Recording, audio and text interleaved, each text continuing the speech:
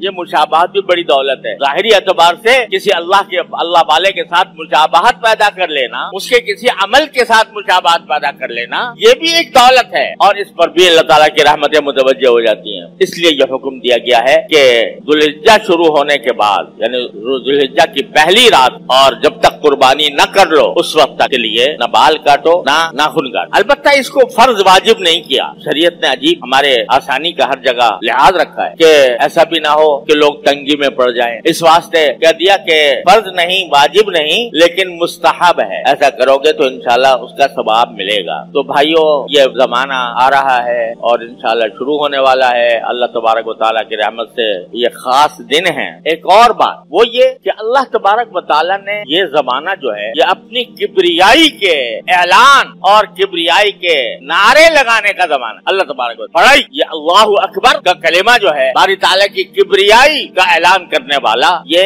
میں نے عرض کیا کہ 9 تاریخ سے تو انشاءاللہ ہر نماز کے بعد اللہ اکبر لا الہ الا اللہ واللہ اکبر وللہ الحمد، یہ کبریائی کے نعرے بلند کرنے کا زمانہ ہے اور اس میں واجب ہے. لیکن عام دنوں میں بھی جو یہ زمانہ گزر رہا ہے یکم ذوالحجہ سے 9 ذوالحجہ کا، اس میں بھی چلتے پھرتے یہ کلمہ تکبیر کا پڑھنا مستحب. چلتے پھرتے اٹھتے بیٹھتے اللہ اکبر لا الہ الا اللہ واللہ اکبر وللہ الحمد، چلتے پھرتے اٹھتے بیٹھتے. بعض صحابہ کرام سے مروی ہے کہ وہ اس زمانے میں حضرت ابو ہریرہ، حضرت عبداللہ ابن عمر رضی اللہ تعالیٰ عنہما یہ بازار میں نکلتے تھے اور بلند آواز سے کہتے تھے اللہ اکبر لا الہ الا اللہ واللہ اکبر وللہ الحمد. تو بازار والے بھی بلند آواز سے یہ تکبیر کہتے تھے. اور بعض اوقات مینا کے اندر یہ معاملہ ہوتا تھا تو مینا کی بستی جو ہے وہ گونج اٹھتی تھی تکبیروں سے. تو یہ ایک ایسا عمل ہے کہ جو بہت عرصے سے ہمارے ہاں متروک جیسا ہے. یعنی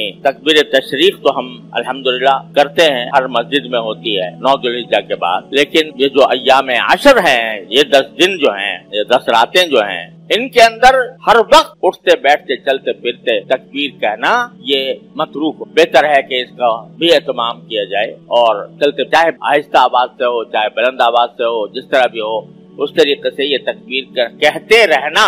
اللہ تبارک و تعالیٰ کی بڑائی کا، اس کی کبریائی کا، اس کی عظمت کا، اس کے جلال کا اعلان کرتے رہنا، یہ بھی ان دنوں کی خصوصیات میں شامل. اللہ تبارک و تعالیٰ اپنے فضل و کرم سے، اپنی رحمت سے ہم سب کو اس زمانے کے جو حقوق ہیں وہ ادا کرنے کی پوری توفیق عطا فرمائے. سوشل میڈیا پر سب سے قدیم اور سب سے ریلائبل برانڈ درسقرآن.com